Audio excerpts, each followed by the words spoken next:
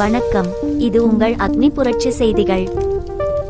கள்ளக்குறிச்சி மாவட்டம் ரிஷிவந்தியம் தொகுதிக்குட்பட்ட ஆதிதிருவரங்கம் ஸ்ரீ அரங்கநாதர் பெருமாள் கோவிலுக்கு வரும் ஜனவரி 28ஆம் தேதி கும்பாபிஷேகம் நடைபெறும் நிலையில் இந்த எந்த பணியும் முறையாக நியமனம் செய்யாமல், அரசு விதிகள் பின்பற்றாமல் இக்கோவிலின் செயல் அலுவலராக உள்ள ஆர் பாக்கியராஜ் பல்வேறு பணிகளுக்கு பணி நியமனம் செய்து பணத்தை கையூடாக பெற்றுக்கொண்டு வருகிறார். உதாரணமாக 45 வயது உடைய வெங்கடேசன் அவரது பரிமளா என்பவரை பணியில் நியமனம் செய்துள்ளதாக கூறப்படுகிறது.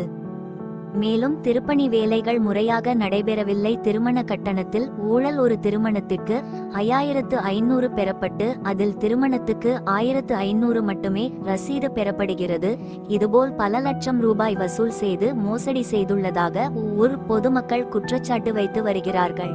அதேபோல் கோவில் எதிரே குளம் தூர்வாரப்படாமல் முள் புதராக இருப்பதாக மக்கள் குற்றஞ்சாட்டுகின்றனர். கோவிலில் 28 வருடமாக பணிபுரியும் எழுத்தர் லோகநாதன் பணிக்கு வராமலே சம்பளம் பெற்று வருவதாகவும், அத்தோடு கோயிலுக்கு சொந்தமான இடங்களில் நீண்ட காலமாக வரி வசூல் செய்யவில்லை. இதனால் கோவிலுக்கு வர வேண்டிய நிதி வரவில்லை. மேற்கண்ட அனைத்து தவறு செயல் அலுவலர் ஆர் பாக்கியராஜ் உடந்தையாக உள்ளார் என பொதுமக்கள் குற்றச்சாட்டு வைக்கிறார்கள். உடனடியாக இவர்கள் மீது கடுமையான நடவடிக்கை எடுக்குமா?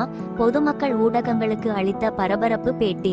அக்னி புரட்சி செய்திக்காக மாவட்ட செய்தியாளர் கராத்தே பாலகிருஷ்ணன். வணக்கம். சேஷலட்சுமி குமார், வழக்கறிஞர். நான் இந்த ஆதி திருவரங்கத்தில் பிறந்து வளர்ந்து இந்த பகுதியில் வழக்கறிஞராக பணிபுரிகிறேன். இந்த கோவில் கும்பாபிஷேகம் வருகின்ற 28/1/2026 அன்று சிறப்பாக நடைபெறக்கூடிய பணிகள்லாம் நடந்து கொண்டிருக்கிறது. அதுக்கு தமிழ்நாடு அரசினுடைய நிதி ஒதுக்கீடு காரணமாக கும்பாபிஷேக பணி நடந்திருக்குது. அவ்வாறு உள்ள பொழுது இந்த கோவிலில் உள்ள செயல் அலுவலர் ஆர் பாக்கியராஜ் என்பவர் தன்னிச்சையாகவும் பல்வேறு செயல்பாடுகளில் பல்வேறு இடங்களில் டோனர்கள்ட்ட நிதிகளை பெற்று கையாடல் செய்துள்ளார். அவ்வாறு செய்யப்பட்ட கையாடல் பணங்களை கணக்கிலும் காட்டவில்லை. இது சம்பந்தமாக ஊரில் உள்ள பொதுமக்களுக்கும் அவருடைய அறங்காவலர் குழுவினருக்கும் தெரியும்.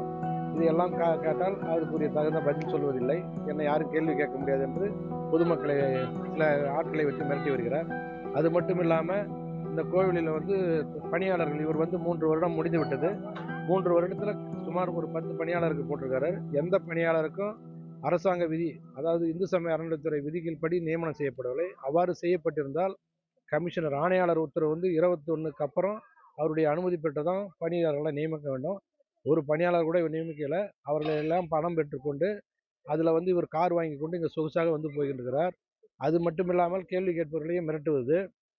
இப்போ இவ்வாறு உள்ள பொழுது இந்த கோவிலில் நாங்கள் ஆதி காலத்திலிருந்து சாமி தூக்கக்கூடிய பணிகளை செய்து கொண்டிருக்கிறோம்.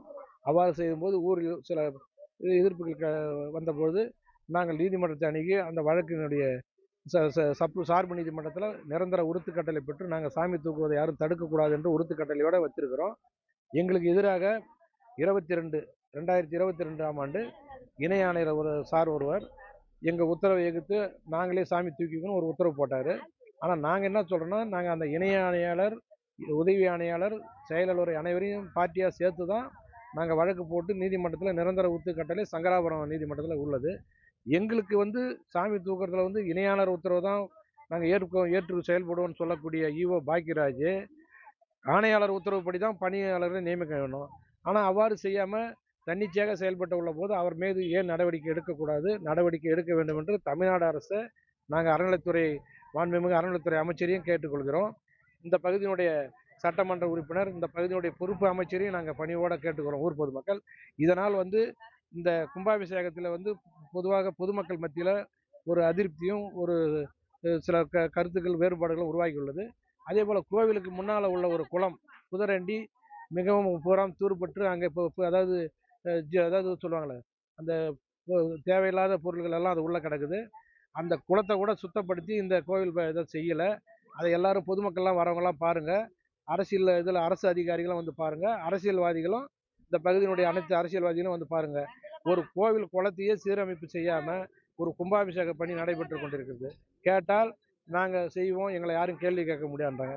இன்றைக்கி தமிழ்நாடு அரசு ஆன்மீகத்துக்காக அதிகமான தொகை ஒதுக்கி மற்ற துறைகளை விட சிறப்பாக செய்து கொண்டிருக்கின்ற ஒரு தமிழ்நாடு அரசை மீண்டும் நாங்கள் கேட்டுக்கொள்கிறோம். தமிழ்நாடு முதல்வரையும் துணை முதல்வரையும் நாங்கள் கேள்வி அவர்கிட்டையும் முறையிடுறோம். இதுக்கு ஒரு நேரடியான ஒரு ஆய்வுக்குழுவை போட்டு இங்கே நடைபெற்று கொண்டிருக்கின்ற ஊழல்கள்லாம் கண்டுபிடிக்கணும்.